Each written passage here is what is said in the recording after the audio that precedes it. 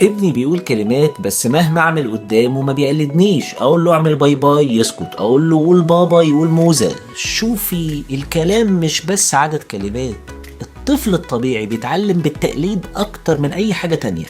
وغياب التقليد مع ان الطفل بيقول كلمات ده علامة لازم نقف عندها. في العيادة لما بشوف طفل زي ده بعتبر التقليد من اهم مؤشرات التطور الاجتماعي والتواصلي. ولو الطفل ما بيقلدش خصوصا في عمر من 1.5 ل3 سنين لازم اقيم سلوكيات تانية. هل بيبص في عينيكي؟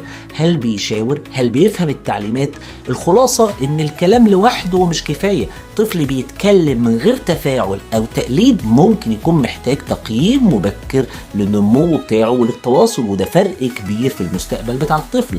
انا دكتور يوسف استشاري طب الاطفال، وبكره هنتكلم عن طفل بيرفض الاستحمام تماما. هل ده من المية ولا من الموقف؟ تابعوني.